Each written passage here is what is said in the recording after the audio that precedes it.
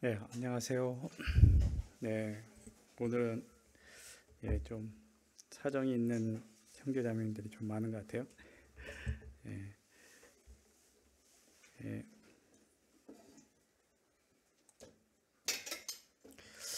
예, 여기 좀 울리지 않나요? 괜찮나요? 잠깐만요.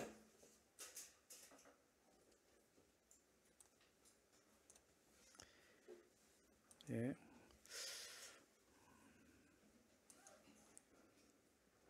화면 공유하고 이렇게. 오늘은 그 고린도후서 6장 3절부터 7장 1절까지 말씀을 이렇게 함께 이렇게 좀 나누고자 합니다. 그래서 크게 이제 이 세 파트로 제가 좀 나눠봤습니다. 그래서 고린도후서 6장 3절부터 7장 1절까지 첫 번째 파트는 하나님과 함께 일하는 자, 함께 일하는 자의 어떤 삶에 대해서 3절부터 7절까지 이렇게 나눠주고 있고요. 이제 8절부터 10절까지는 두 번째 하나님과 함께 일하는 자의 어떤 진실, 정말 우리가 때로는 좀 비참하게 보일 때도 있고 어렵게 느껴질 때도 있지만 정말 하나님이 함께한 자의 그 삶의 진실이 무엇인가 이걸 8절부터 10절까지 말씀하고 있고요. 그 다음에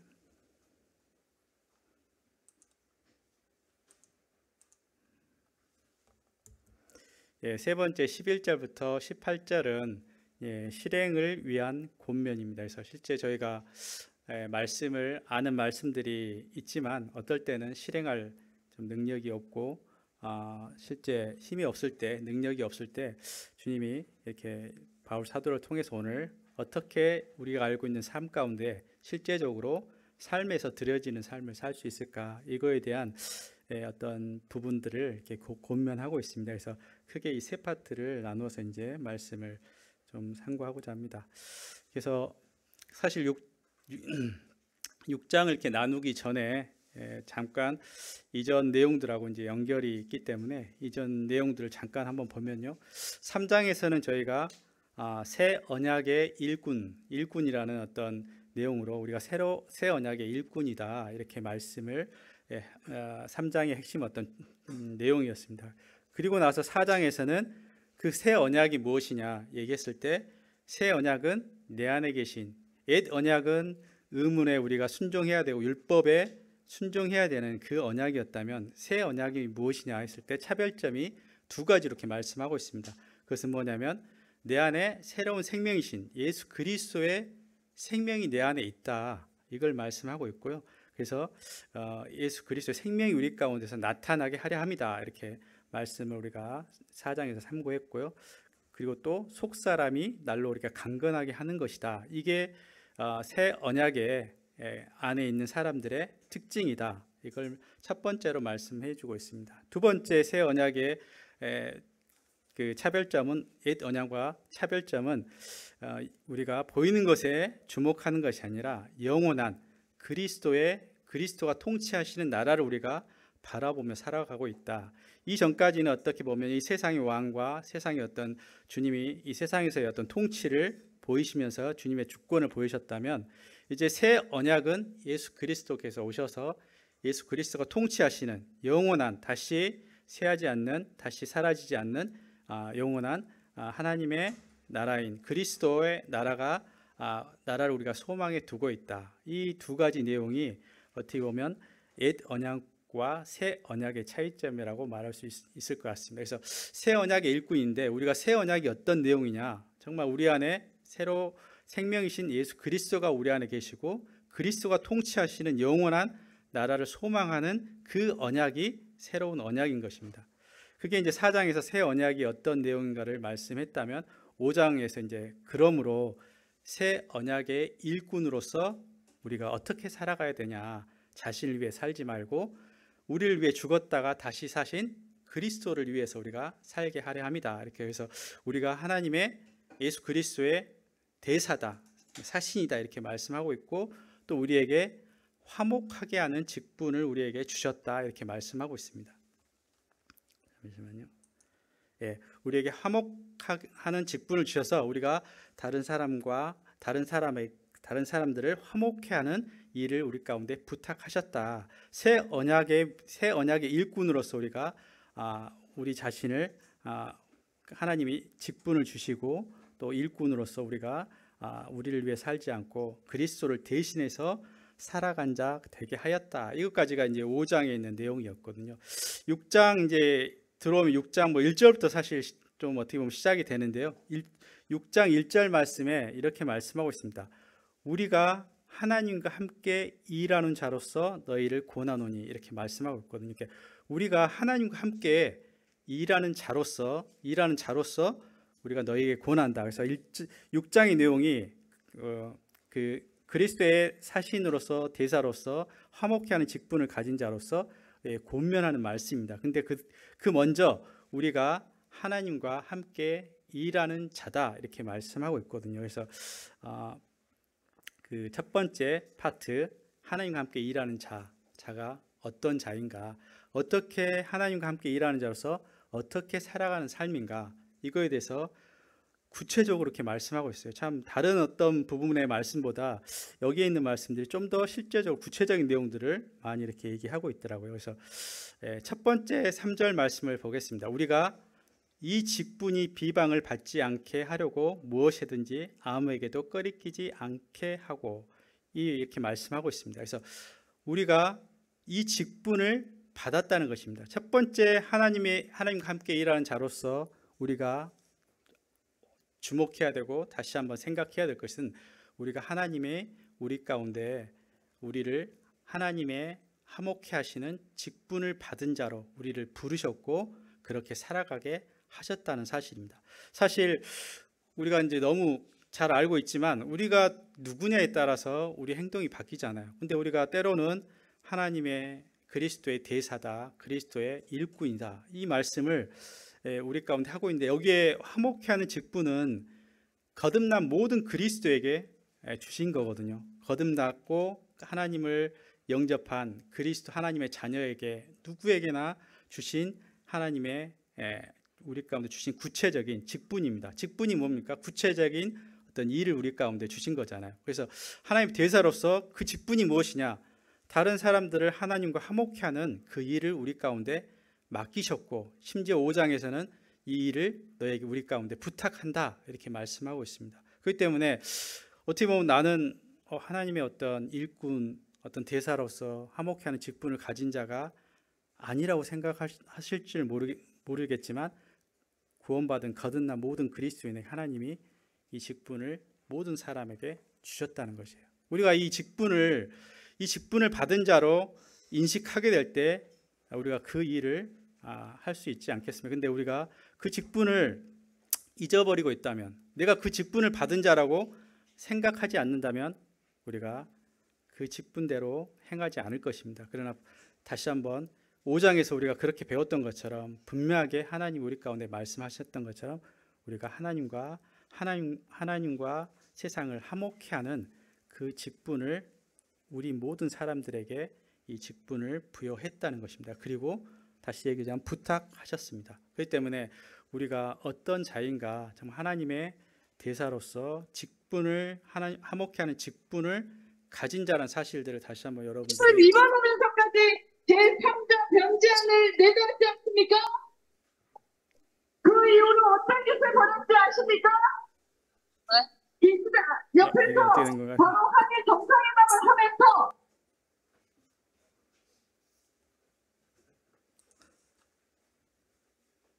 네. 그래서 우리가 정말 다시 한번 우리의 어떤 직분에 대해서 한번 우리가 다시 한번 생각해 봐야 될 것 같고, 우리가 그런 자임을 우리 스스로 분명하게 다시 한번 생각을 해봐야 될 것 같습니다. 두 번째, 하나님과 함께 일하는 자로서의 어떤 삶은 4절 말씀에 오직 모든 일에 하나님의 일꾼으로 자천하여, 이렇게 말씀하고 있거든요. 이 말씀을 다시 제가 풀어서 하면, 모든 일에 하나님의 어떤 일꾼으로서 모든 일에 스스로 자원을 해라, 이런 말씀입니다. 우리가 자천 스스로 내가 하나님의 어떤 일꾼으로 청구한다, 이 말씀인데, 다르게 이제 표현한다면 모든 일에 우리가 하나님의 자원하는 심령으로 자원해라. 하나님이 자원하는 자를 기뻐하시고 자원하는 자를 하나님이 쓰시게 되는 것입니다. 그래서 하나님의 일꾼으로서 일하는 자로서 우리가 정말 자원하는 심령이 있는 것이 굉장히 정말 중요한 일인데, 근데 때로는 우리가 자원하기보다는 억지로 하는 경향이 많고 또 하기 힘들어하는 경향이 있습니다. 근데 왜 그럴까 생각했을 때 시편 51편 12절 말씀에 보면, 51편의 말씀은 다윗이 범죄함으로 말미암아서 극도로 이제 주님 앞에 낮아지고 그가 구원의 즐거움까지 잃어버렸던 그런 범죄 가운데 있었던 다윗이 고백했던 시편 51편 12절입니다. 그 말씀이 무슨 말씀이냐면, 주의 구원의 즐거움을 내게 회복시켜 주시고 자원하는 심령을 주사 나를 붙드소서. 정말 하나님의 어떤 관계와 하나님 안에서의 어떤 즐거움이, 구원의 즐거움이 회복되지 않으면 참 우리가 어떤 자원하는 심령이 없을 것 같습니다. 그래서 먼저 우리가 자원한 심령을 갖기 위해서는 하나님과 관계에서, 하나님 안에서 우리가 즐거워해야 된다. 이번 주 수요일 날 우리 서희자매님 이렇게 간증을 통해서도 그런 부분들을 많이 우리가 좀 생각해 봤을 거라는 생각이 듭니다. 정말 우리가 먼저 하나님 안에서 즐거움을 가져야 됩니다. 그렇지 않으면 우리가 하는 일이 참 의무감이 되고 억지로 해야 된다는 생각이 듭니다. 반대로 내가 하고 있는 일이, 주님께 받은 사명이, 주님께 받은 직분이 왠지 좀 힘들어진다, 왠지 좀 의무감이 된다, 억지로 해야 되는 그런 마음이 든다 했을 때 우리가 다시 되돌아봐야 될 것은 내가 주님과 함께하는 그 기쁨이 내 안에서 사라졌구나, 내 안에서 주님과 관계가 소홀하게 됐구나, 이런 자기의 모습을 한번 바라봐야 될 필요가 있습니다. 그래서 다윗은 시편 51편에 먼저 정말 주님을 향해서 자원하고 힘써 행했던 그 다윗이 그 주님과의 즐거움이 깨지면서 자원한 심령까지 사라진 것들을 보게 됩니다. 그래서 먼저 다윗의 기도가 정말 주님, 제게 구원의 즐거움, 하나님 우리를 구원하셔서, 하나님 우리와 함께 하셔서 우리 가운데 그 주시는 그 은혜와 기쁨을 저희가 회복시켜 주십시오. 이게 없이는 우리가 하나님을 즐겁게 자원함으로 섬길 수 없을 거란 생각이 됩니다. 그래서 주님과 관계가, 즐거움이 회복되기를 위해서 우리가 힘써야 될 것입니다. 그래서 일꾼으로서 그래서 정말 또 자원함이 필요한 게, 정말 우리 교회 내에서도 누가 나에게 시켜서 이것 좀 해주십시오 이렇게 시켜서 하는 것보단 이 교회 내 청년부내 또 교회 내 많은 일들이 있습니다. 사실 그 일들이 주님이 어떤 소원을 두고 우리 가운데 소원을 두고 행하시는데 그 마음에 부담이 있다면 사실 자원함이 필요합니다. 우리가 자원함으로 정말 하나님 앞에 자기를 드리는 것이 일꾼으로서 합당한 자세입니다. 누가 시킬 때까지 기다리는 것보다 오히려 정말 중요한 마음은 자원함으로, 내가 스스로 하기를 원하는 마음으로 하나님 앞에 서 있는 것이 그가 하나님이 기뻐하시는 자다, 이렇게 말씀하고 있습니다. 그래서 두 번째고, 세 번째는 이제 4절부터 쭉 나옵니다. 많이 견디는 것과 환난과 궁핍과 고난과 참 수고로움과 자지 못함과 매맞음과 난동과 먹지 못함과 이런 그 외적 고난들이 있을 때 우리가 인내하라, 이렇게 말씀하고 있습니다. 이 여러 가지, 여기서 이제 9가지 표현들이 나오거든요. 근데 뭐 이렇게 굳이 구분해 보자면 외부로부터 당하는 시련, 내가 의도하지 않았지만 외부로부터 이렇게 그리스도인이기 때문에 당하는 시련들이 있는 것들을 말씀하고 있습니다. 무려 7가지를 얘기하고 있는데, 참 그리스도인의 삶에서 고난은 여러 번 얘기했지만 우리가 고난이 있는 것은 당연한 삶인 것 같아요. 근데 우리가 그 고난에 대해서 어떤 마음으로 갖고 있느냐가 더 중요한 것 같아요. 근데 우리의 삶 가운데 그리스도의 삶 가운데 고난이 있을 것은 분명하게 우리 가운데 말씀해 주고 있습니다. 왜냐하면 우리가 이 땅의 그리스도인으로서 살아가기 때문에, 그리스도인의 정체성을 가지고 이 세상에서 살아가고 있기 때문에 편하게 산다고 생각하는 것은 오히려 착각인 것 같습니다. 물론 주님 안에서 즐거움과 기쁨이 있지만 이 세상 가운데 환난과 고난이 있는 것을 말씀하고 있습니다. 그래서 고난이 올 때 우리가 인내하라, 견디라 이렇게 말씀하고 있습니다. 사실 여기에 보면 9가지로 이렇게 표현하고 있거든요. 정말 외부로부터 당한 고난, 스스로 짊어진 수고로움과 자지 못함과 먹지 못함, 이런 고난들이 9가지나 표현하고 있는데, 사실상 이 고난은 우리가 9가지로 표현했지만 모든 고난인 것 같아요.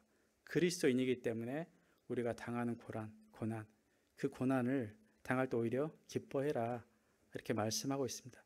이 고난을 통해서 우리를 연단하고 우리를 단련하시기 때문에, 또 이곳에 살면서 주님이 고난이 있을 것을 말씀하고 있기 때문에 이 고난은 우리에게 필수적으로 주어진다는 사실입니다. 그래서 때론 우리가 이 고난에 대한 어떤 고난을 당할 때 참 쉽지 않고 낙심이 될 때도 있고, 또 어려움 가운데, 마음이 어려움 가운데 들 수도 있지만, 히브리서 기자는 이렇게 말씀하고 있습니다. 히브리서 12장 3절 말씀에 보면, 너희가 피곤하여 낙심하지 않기 위하여 죄인들이 같이 자기에게 거역한 일을 참으신 일을 생각하라. 우리가 이런 고난과 시련 가운데 가장 어떻게 보면 위로가 되는 게, 나를 위해서 행하신 예수 그리스도의 그 고난을, 그를 생각하라 이렇게 말씀하고 있거든요. 그래서 하나님이셨던 분이 이 땅에 오셔서 나 같은 자를 위해서 당하신 고난, 우리가 생각하면 생각할수록 그 은혜가 얼마나 크고 그 사랑이 얼마나 큰지, 우리가 그 예수 그리스도를 보게 될 때 얼마나 큰 은혜를 입은 자고 얼마나 큰 사랑을 입은 자입니까? 그렇기 때문에 우리가 나에게 왜 이런 어려움이 있을까, 고난이 있을까, 이렇게 낙심되고 또 피곤하게 될 때, 낭망이 될 때, 히브리서 기자는 우리를, 자기를 거역한, 오히려 거역하고 십자가에 못 박고 그 욕을 했던 그들을 참으신 이를 생각해라, 예수 그리스도를 생각하라고 이렇게 말씀하고 있습니다. 참 고난들이 우리 가운데 오지만 이 고난을 통해서 고난이 우리에게 유익을 주게 하고, 또 고난을 통해서 우리의 성장과 그리스도를 향한 우리의 마음을 더욱더 간절하게 하기 때문에 오히려 고난이 오는 것을 이렇게 기뻐해라 이렇게 말씀하고 있습니다. 그래서 고난이 올 때 우리가 때론 감정적으로 쉽지는 않습니다. 힘들 수도 있지만 인내하라, 그래서 인내하라고 말씀하고 있습니다. 네 번째는 6절부터 7절인데, 내적 자질을 가지고 나아가라. 정말 하나님의 일꾼으로서 정말 준비되어야 할 게 뭐냐면, 또 한 가지는 내적 우리가 자질을 쌓아가야 됩니다. 내적 자질이 쌓아서 주님께 나아가라고 이렇게 말씀하고 있습니다. 여기 보면 6절부터 7절까지 어떤 내용들이 또 자세하게 나와 있습니다. 첫 번째 부분이 가장 깨끗함과 지식과 오래 참음과 자비함과 성령의 감화와 거짓 없는 사랑과 진실의 말씀과 의의 병기를 좌우에 가지고, 이렇게 말씀하고 있어요. 이 부분은 어떻게 보면 우리의 내적 자질이거든요. 내적 자질 중에 가장 먼저 얘기하고 있는 게 깨끗함입니다. 거룩함입니다. 정말 깨끗한 우리가 그릇이 됐을 때 하나님이 그 그릇을 사용하시는 거거든요. 그래서 먼저 우리 가운데 이 죄가 들어오고 죄가 우리 가운데 짝하게 될 때 하나님과의 관계가 멀어지고, 우리의 어떤 하나님 관계에서, 새 생명인 우리 하나님 관계에서 우리가 소홀하게 된다면, 멀어지게 된다면 우리의 내적 자질이 쌓아지지 않습니다. 그래서 가장 먼저 정말 깨끗함, 거룩함으로 세상과 구별되게 살아갈 것을 말씀하고 있습니다. 이 이후의 말씀도 이제 이 부분에 대해서 좀 다루고 있는데요. 아무튼 첫 번째, 우리가 내적 자질 중에 우리가 깨끗함으로 주님 앞에 서야 될 것입니다. 만약 우리 가운데 죄를 품었다면, 또 우리가 하나님 아닌 다른 것이 우리 가운데 들어오게 됐다면, 우리는 더 이상 하나님 앞에 어떤 그 관계가 소홀하게 되고 내적으로 성장할 수 없는 상태에 이르게 되는 것입니다. 깨끗함, 지식, 오래 참음, 자비함, 성령의 감동으로 감화, 성령의 감동하심, 거짓없는 사랑, 하나님의 사랑, 정말 진리의 말씀, 의의 병기, 믿음의 방패와 성령을 검을 가지고, 사실 이런 내적인 이 하나하나를 다루더라도 여러 말을 할 수 있지만 이미 우리가 이러한 부분들이 어떠한 부분인 것을 잘 알고 있을 것입니다. 아무튼 우리가 쌓아야 될 내적 자질이 이런 부분들이 있다는 것을 말씀하고 있습니다. 그래서 다시 정리하자면 하나님과 함께 일하는 자로서 우리는 화목해하는 직분을 가졌다는 것 분명히 인식해야 되고요. 일꾼으로서 하나님의 모든 일 가운데 자원함으로 기쁨으로 하기를 원하고, 외적 고난이 있을 때 우리가 인내하고 또 내적 자질을 쌓아가야 된다는 것을 말씀하고 있습니다. 두 번째 8절부터 10절까지는 하나님과 함께 일하는 자의 어떤 진실이라는 제목을 붙였는데요. 사실 하나님과 함께 일하면서 우리가 때로는 느껴지는 감정과 실제 상황과 실제 하나님 우리에게 말씀하신 것과 다를 수 있다는 생각이 듭니다. 정말 하나님의 일하는 자로서 우리가 어떤 가치가 있는지 이 부분도 우리가 잘 알고 있다고 생각하지만 이 실상을 볼 수 있는 눈이 잠깐 멀어졌을 때는 우리가 너무 쉽게 잘못 미혹되고 잘못 알게 된다는 생각을 좀 하게 됩니다. 그래서 정말 하나님과 함께하는 그 일한 자의 모습이 뭐냐면 8절부터 10절까지 너무 자세하게 또 나와 있거든요. 제가 한번 읽어보겠습니다. 8절, 영광과 욕됨으로 그러했으며 악한 이름과 아름다운 이름으로 그러했느니라. 우리는 속이는 자 같으나 참되고 무명한 자 같으나 유명한 자요, 죽은 자 같으나 보라 우리가 살아있고, 징계를 받은 자 같으나 죽임을 당하지 아니하고, 근심하는 자 같으나 항상 기뻐하고, 가난한 자 같으나 많은 사람을 부욕해 하고, 아무것도 없는 자 같으나 모든 것을 가진 자로다. 정말 하나님의 일하는 자로서의 우리의 실상은 정말 영광스러운 것이고 정말 유명한 것이고 항상 기뻐하는 것이고 모든 것을 가진 자라고 이렇게 말씀하고 있습니다. 근데 여러분들이 이 말씀은 제가 말씀하는 게 아니라 하나님이 우리 가운데 부여해 주신 그 실제적인 가치거든요. 근데 문제는 우리가 그렇게 생각하고 있느냐는 거예요. 우리가 당하는 어떤 일들을 볼 때 나는 무명한 자 같고 왠지 부끄러운 자 같고 약한 자 같고 근심하는 자 같고 정말 아무것도 없이 가난한 자 같고 아무것도 없는 자 같이 여러분들이 느끼고 있지 않냐는 생각을 해보면, 여러분들의 상황 가운데서 여러분들은 이 상황을 어떻게 받아들이고 있습니까? 여러분, 내가 아무것도 아닌 것 같다, 정말 무가치한 자인 것 같다, 이렇게 느껴질 때가 때로 있습니다. 그렇지만 하나님이 우리 가운데 하신 말씀은 마지막 부분에 모든 것을 가진 자라. 왜 모든 것을 가진 자라고 우리가 선포할 수 있을까요? 우리는 예수 그리스도를 우리 마음 가운데 소유한 자입니다. 하늘에 속한 모든 신령한 것을 우리 가운데 허락하신 거예요. 사실 그렇기 때문에 우리는 사실 모든 것을 가진 자인 사실들을 우리가 믿음의 눈으로 이렇게 바라봐야 될 것입니다. 근데 우리가 이 세상의 눈으로 바라보면, 세상 사람들의 가치관으로 바라보면 그렇게 깜빡 속을 수도 있을 것 같습니다. 그렇지만 우리는 하나님의 아들이신 창조주신 그 예수 그리스도가 우리 마음 가운데 거하시고, 그분이 우리의 모든 것, 하늘에 속한 모든 신령한 것을 우리 가운데 허락하실, 그분이 우리와 함께 하신다는 사실들을 우리가 바라봐야 할 것입니다. 이것은 정말 믿음의 눈으로, 영적인 눈으로 우리가 바라볼 때 이 가치를 실제적으로 볼 수 있는 것 같습니다. 그래서 하나님과 함께 일하면서 우리가 정말 봐야 될 것은 나의 진실한 가치가, 진짜 진실한 실상이 어떤 모습인가, 하나님 우리 가운데 뭐라고 말씀하고 있는지, 말씀을 믿음의 눈으로 우리가 바라볼 필요가 있는 것입니다. 그래서 다시 말씀드리고 싶은 것은 우리는 모든 것을 가진 자라고, 이미 가지려고 노력하는 자가 아니라 이미 모든 것을 가지고 있는 자라는 사실들을 여러분들이 다시 한번 믿음으로 바라봐야 될 것 같습니다.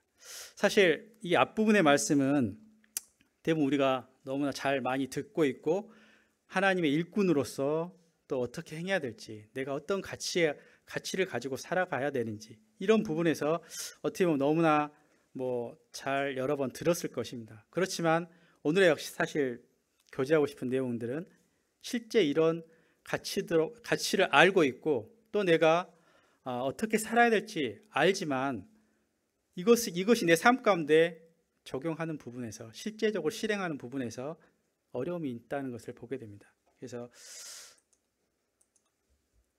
후반부 말씀에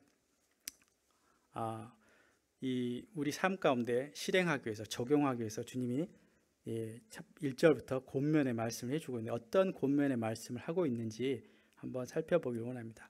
오늘 본문 말씀 아닌데 1절부터 말씀을 보면요, 첫 번째 우리가 이 실행에 있어서 문제가 되는 것이 무엇인지, 또 어떻게 행해야 되는지, 어떻게 우리가 실행할 수 있는지, 그 권면의 첫 번째 부분이 1절입니다. 하나님의 은혜를 헛되이 받지 말라, 이렇게 말씀하고 있거든요. 사실 이게 무슨 말씀입니까? 하나님의 은혜를 헛되이 받지 말라. 하나님의 은혜를 헛되이 받지 말라. 사실 하나님이 우리 가운데 베푸신 은혜가 얼마나 크신지 우리가 너무나 잘 알고 있습니다. 근데 어느 순간 그 은혜가 은혜되지 않고 은혜가 값없이 여겨질 때가 있습니다. 정말 그 크신 그 하나님이신 그분이 나를 위해 죽으셨다는 사실이 우리가 받을 수 없는 크신 은혜인데, 그래서 구원받을 때 우리가 큰 감격과 큰 감사와 큰 어떤 기쁨이 있지 않습니까? 그 은혜가 시간이 지났다고 해서 떨어집니까? 절대 그렇진 않죠. 내 마음이 변해서 그렇지 그 은혜는 가치는 여전히 동일하게 우리 가운데 부어주고 있는 것입니다. 그래서 근데 우리가 그 은혜가 헛되다는 것은 그 은혜를 가치 있게 여기지 않게 되는 상태를 말씀하고 있는 거거든요. 그래서 정말 은혜를 헛되이 받지 말라. 다시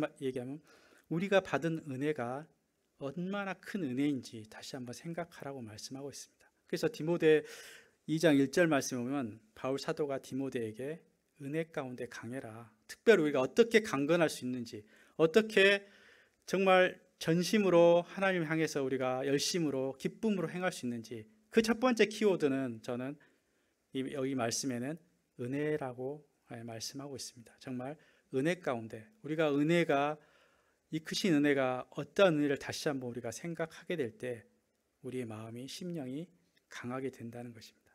두 번째 부분은 13절입니다. 13절에 너의 마음을 넓히라고 말씀하고 있습니다. 고린도 교회 그 성도들이 바울 사도를 향해서 마음이 좁아져 있었거든요. 물론 바울 사도를 향한 어떤 마음이 좁아졌다는 의미는 동일하게 하나님을 향해서 그 마음이 좁아졌다고 이렇게 우리 가운데 적용할 수 있는 것입니다. 왜 그들이 마음이 좁아졌을까요? 그들의 생각과 그들의 어떤 상황을 보니 바울 사도를 인정할 수도 없었고 하나님 말씀을 잘 믿을 수 없었기 때문에 그들 생각과 현 상황을 볼 때 우리의 마음은 좁아질 수밖에 없어요. 그렇기 때문에 바울 사도가 마음을 넓혀라 이렇게 하고 있습니다. 그러면 어떻게 우리가 마음을 넓힐 수가 있습니까? 우리가 마음을 넓히려고 해도 마음이 넓힌다고 한다고 해서 넓혀지는 건 아니지 않습니까? 사실 그러고 싶은 마음이 있지만 우리 마음이 계속 어떤 상황 때문에 좁아지고 조급하고 좁아지고 있는 상황들을 경험하게 될 때인데, 그러면 어떻게 하면 우리가 마음을 넓힐 수 있을까요? 그것은 말씀을 통해서 우리가 말씀을 보고 말씀을 안에 믿음으로 우리가 바라보게 될 때 우리 마음이 넓어지는 것을 우리가 느낄 수 있습니다. 우리가 사실 우리의 스스로 어떤 마음 컨트롤해서 되는 것이 아니기 때문에 우리의 생각을 바뀌게 될 때, 우리의 생각이 바뀌게 될 때 우리 마음이 그를 향해서 넓어지게 되거든요. 그런데 그 생각을 바꿀 수 있는 게 무엇입니까? 말씀이라는 거예요. 우리가 말씀 가운데 깊이 거하게 될 때 우리의 마음의 눈이 밝아져서 하나님 우리 가운데 부르심의 소망이 무엇이고 우리 가운데 역사하신 그 능력이 무엇이고 성도 가운데 그 기업의 영광이 풍성이 무엇인지를 기도하라. 이 에베소 1장에서 에베소 교회를 향해서 바울 사도가 했던 말씀이지 않습니까? 그래서 그 첫 번째 그 가치와 부르심의 소망의 가치와 그 기업의 풍성함이 무엇인지를, 그 능력의 풍성하심이 무엇인지를 깨닫게 하기 위해서 이 무엇을 먼저 말씀하고 있냐면 마음 눈을 밝히라고 말씀하고 있어요. 우리의 마음 가운데 하나님 향해서 오해하고 있는, 또 세상에 바라보는 시각에서, 세상에 있는 그 관점에서 우리가 있을 때 좁아질 수밖에 없는 이 마음이, 우리의 마음이 하나님 말씀 앞에서 밝아지게 될 때 우리의 마음이 넓어지게 되는 것입니다. 그래서 우리가 말씀을 배우고 또 말씀을 묵상하고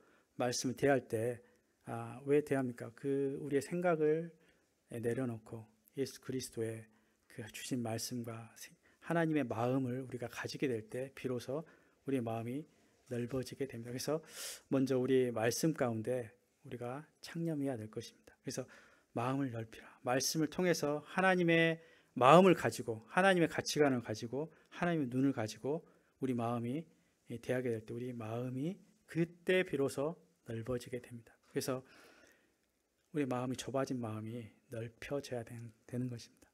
세 번째 부분은 세상과 짝하지 말라는 말씀입니다. 이 말씀은 너무나 우리가 유명하게 잘 알고 있는 말씀인데 14절부터 16절 말씀은 14절 너희는 믿지 않는 자와 멍에를 매지 말라고 이렇게 말씀하고 있거든요. 이것은 우리가 청년부 때 너무나 많이 묵상했던 말씀이죠. 불신자와 결혼하지 말 것을 이 말씀을 통해서 우리가 알 수 있습니다. 근데 이 불신자와 결혼하지 않는 부분뿐만 아니라 이 세상에 짝하고 있는 모든 일 가운데 믿지 않는 자와 이 세상과 멍에를 함께 매지 말라고 말씀하고 있습니다. 그래서 가장 우리가 어떻게 보면 세상과 짝하는 것이 우리 가운데 가장 치명적인 어떤 적이 될 수 있을 것 같습니다. 우리를 하나님의 뜻 가운데 일꾼으로 살아가게 하는데 가장 치명적인 적이 이 세상과 짝하는 그 일입니다. 우리의 그 구약 이스라엘 역사를 통해서도 그렇고 많은 부분에서 말씀 가운데 세상을 짝했던 사람들이 왜 문제가 됩니까? 그들이 처음에는 세상과 함께 있기 때문에 그들과 함께 거하지만 분명하게 말씀하시는 것은 그들과 구별될 것을 말씀하고 있습니다. 왜 하나님이 그 가나안에 있는 족속들을 모두 멸하게 하셨습니까? 그들과 짝하게 될 때 결국 그들과 같이 살면서 함께 살면 되지 않느냐 이렇게 쉽게 생각할 수도 있을 것 같아요. 근데 세상과 짝하게 됐을 때 어떤 일이 가장 큰 문제가 어떤 게 가장 큰 문제라고 생각하십니까? 세상과 짝하게 됐을 때 가장 큰 문제는 하나님과 멀어지게 된다는 것이에요. 우리가 왜 하나님과 마음이 우리가 뜨겁지 않냐면요. 왜 하나님과의 관계가 점점 더 사랑의 관계는 점점 더 사랑이 커지고 그 열정이 커지고 그 뜨거운 마음이 더욱더 일어나야 되는데 우리의 마음이 식어지고 하나님과 관계가 멀어지게 하는 가장 근본적인 이유가 뭐냐면 우리가 세상과 짝하게 될 때부터입니다. 그래서 하나님이 오늘 이 말씀을 14절부터 16절 말씀을 어떻게 보면 이 5가지 비슷한 말씀을 5번이나 반복하고 있거든요. 의와 불법이 어찌 함께하며 빛과 어둠이 어찌 사귀며 그리스도와 벨리알이 어찌 좋아하며 믿는 자와 믿지 않는 자가 어찌 상관하며 하나님의 성전과 우상이 어찌 일치되리요. 비슷한 말씀인 것 같아요. 근데 이 부분을 5가지로 이렇게 표현했다는 것은 1절 절대적으로 세상과 짝하면 안 된다고, 함께 멍에를 매면 안 된다고 이렇게 말씀하고 있습니다. 우리가 때로는 이 부분 해도 되지 않느냐 생각하는데 여기 보십시오. 그들과 함께 하지 마십시오. 그들과 사귀지도 말고요. 그들과는 우리가 조화될 수 없습니다. 그들과도 상관하지 마십시오. 전혀 일치가 되지 않는다고 말씀하고 있어요. 이 부분의 말씀을 우리가 5번이나 강조하면서 말씀하고 있는 것이 이 세상과 우리는 구별되게 살아야 될 것을 말씀한 전혀 그들과 조금이라도 어떤 타협의 여지가 없다는 것을 말씀하고 있습니다. 구약을 통해서도 우리가 가나안에 그들이 거하게 될 때 점점 이스라엘이 무엇 때문에 망하게 됩니까? 이방 우상과 이방 문화와 이방 여인들을 받아들이게 될 때 그 이스라엘 백성이 나라가 결국 멸망하게 된 가장 근본적인 원인이지 않습니까? 그래서 이 세상과 짝하는 것이 왜 다시 한번 나쁘냐, 왜 안 되냐? 하나님과 단절하게 하는 일이 일어나기 때문에 그렇습니다. 그래서 세 번째, 우리가 세상과 어떤 위치에 포지션에 우리가 두고 있는지, 적당한 어떤 포지션에 우리가 한 다리를 거치고 있지 않는지 한번 생각해 볼 필요가 있습니다. 왜 하나님을 향한 우리가 1절 사랑으로, 일체 사랑으로 하나님의 어떤 마음과 온전한 마음이 왜 들지 않느냐? 먼저 원인이 있는 거거든요. 먼저 다른 마음을 품은 거거든요. 먼저 다른 것이 우리 가운데 들어와 있는 거거든요. 그렇기 때문에 하나님 관계가 소홀하게 될 수밖에 없다는 거죠. 다른 이유가 없습니다. 여기 보면 세상이 나에게 점점 들어오게 될 때 하나님과 멀어지게 된다는 것은 분명한 사실입니다. 그래서 두 주인을 섬길 수 없다 이렇게 말씀하고 있습니다. 네 번째 부분은 우리가 주님이 주신 말씀을 우리가 삶 가운데 적용하고 실행하기 위해서 필요한 네 번째 부분은 16절부터 18절 부분입니다. 이 부분은 16절 좀 중후반부터 제가 말씀 한번 읽겠습니다. 16절, 18절입니다. 우리는 살아계신 하나님의 성전이라 이와 같이 하나님께서 이르시되 내가 그들 가운데 거하며 두루 행하여 나는 그들의 하나님이 되고 그들은 나의 백성이 되리라. 그러므로 너희는 그들 중에서 나와서 따로 있고 부정한 것을 만지지 말라. 내가 너희를 영접하여 너희에게 아버지가 되고 너희는 내게 자녀가 되리라. 전능하신 주의 말씀이니라 하셨느니라. 여기 보면 네 번째 부분은 하나님을 가까이 하랍니다. 너무나 당연한 말씀인 것 같지만 하나님은 우리 가운데 이 16절부터 18절 말씀은 사실 하나님이 우리 가운데 어떻게 함께 하고자 하시는지를 말씀을 표현하고 있습니다. 우리를 성전 삼겠다. 내가 너희 가운데 거하게 하는 성전을 삼겠다고 말씀하고 있는 거예요. 그러기 위해서 우리 가운데 죄를 사하시고 우리가 하나님의 성전인 것을 말씀하고 있습니다. 그래서 내가 너희 가운데 두루 거하며 두루 행하겠다. 너희와 함께 행하겠다. 그래서 나는 너희의 하나님이 되고 너희는 나의 백성이 되게 하겠다. 이게 하나님이 우리 가운데 원하시는 간절한 마음이거든요. 우리보다 하나님이 더 우리와 함께 하시고 우리 가운데 거하기를 원하시는 하나님 말씀의 표현입니다. 그러므로 너희가 세상에서 따로 나와 있어라. 부정한 것들, 세상 것들 만지지도 말라고 하고 있다. 내가 너희를 영접하였으니 너희는 이제 내가 아버지가 되겠다. 너희의 아버지가 되고 너는 내 자녀가 되게 하겠다 하면서 이 말씀은 전능하신 주의 말씀이니라 이렇게 말씀하고 있고요. 전능하신 하나님이 왜 우리 가운데 함께 하시기를 원하십니까? 전능하신 하나님의 말씀이 내가 너희와 함께해서 나는 너희의 아버지가 되고 너희는 나의 자녀가 되게 하겠다. 하나님이 이 말씀을 통해서 우리 가운데 간절히 우리와 함께하고자 하는 그 열망을 우리 가운데 표현해 주고 있습니다. 그러기 때문에 우리도 하나님께 화목해라. 우리가 하나님께 가까이 해라. 이렇게 말씀하고 있거든요. 하나님과 가까이함이 복이라고 말씀하고 있습니다. 느헤미야 8장 10절 말씀에 보면 하나님 기뻐하는 것이 우리의 힘입니다. 왜 우리가 힘이 없다 이 표현은 다르게 표현하면요 하나님과 관계가 좀 멀어졌군요 이렇게 말할 수 있는 거예요. 왜 하나님과 힘이 없습니까? 왜 능력이 없습니까? 그 크신 하나님 우리와 함께 한다면, 그 크신 하나님이 느껴진다면 그래도 힘이 없을까요? 그래도 슬플까요? 분명한 문제는 우리가 왜 하나님 기쁘신 뜻을 행하기 힘들어할까요?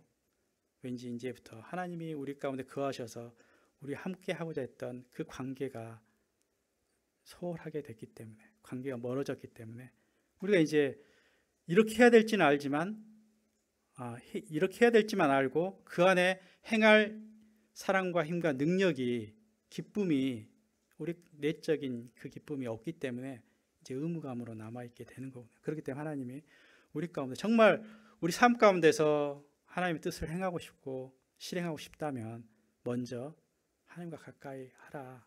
내가 간절히 원하는, 하나님 오히려 우리보다 더 간절히 내가 너희와 함께하고 너희 가운데 거하고 너희의 아버지가 되고 너희의 하나님이 되겠다, 이 약속을 주시는 거거든요. 그래서 결론적으로 7장 1절 말씀을 보면 그런즉 사랑하는 자들아 이렇게 말씀하죠. 하나님 우리 가운데 그래도 내가 사랑한다 이렇게 말씀하고, 그런즉 사랑하는 자들아, 이 약속을 가진 우리는, 이 약속이 어떤 약속입니까? 아까 16절부터 18절 했던 말씀이에요. 내가 너희와 함께 하겠다. 너희 가운데 거하고 너희의 하나님이 되고 너희의 아버지가 되겠다. 내가 너희와 함께 하기를 간절히 원한다. 이 약속인 거군요. 사랑하는 자들아, 이 약속을 가진 우리는 하나님을 두려워하는 가운데 거룩함을 온전히 이루어 육과 영의 온갖 더러운 것에서 자신을 깨끗하게 하자. 이 약속을 가진 우리가 이제 하나님을 경외함으로, 거룩함으로, 이 세상과 구별됨으로 우리 자신을 깨끗게 하자 이렇게 말씀하고 있습니다. 우리가 깨끗한 그릇이 될 때 우리의 마음이 온전한 어떤 그 세상과 짝하는 것이 가늠한 여인이라고 말씀했던, 야고보서에 말씀했던 것처럼 정말 이 가늠과 같은 그러한 일들을 버리고 이 세상에 타협된 것들을 우리가 버리고 깨끗한 자로 우리가 서게 될 때 비로소 하나님이, 우리가 깊은 사귐이 시작되고 하나님이 깨끗한 그릇을 사용하시겠다고 말씀하신 것입니다. 그래서 우리가 주님과 깊은 사귐 가운데 거하기 위해서 먼저 우리 자신을 깨끗함으로, 거룩함으로, 하나님 경외함으로 쓰게 될 때 하나님의 우리 가운데 사랑과 관계를 통한 기쁨과 구원의 즐거움이 우리 가운데 회복되고, 이 일을 통해서 하나님 우리 가운데 우리가 하나님의 일을 즐거이 행할 수 있는 그런 능력 있는 삶을 살 수 있을 거라고 이렇게 말씀하고 있습니다. 기도하고 마치겠습니다. 주님 감사합니다. 이미 저희 가운데 모든 것을 가진 자라고 말씀하셨고, 내가 너와 함께 하기를 원한다. 너와 사랑하는 관계가 되길 원한다. 너의 아버지가 되고 너의 하나님이 되기를 간절히 원하시는 것이 하나님의 마음인 것을 저희가 이 시간 들었습니다. 주님, 저희로 이제 세상과 죄악과 더러운 것들을 저희가 벗어버리고 이제 그 하나님 앞에 깨끗한 거룩한 모습으로, 깨끗한 모습으로 서게 되길 원합니다. 그래서 이제는 하나님과 깊은 사귐과 가까이 함을 통해서 이제 하나님을 기쁘시게 하는 자로 제가 설 수 있게 되기를 이 시간 간절히 의탁을 드리며 존귀하신 예수 그리스도 이름으로 기도드립니다.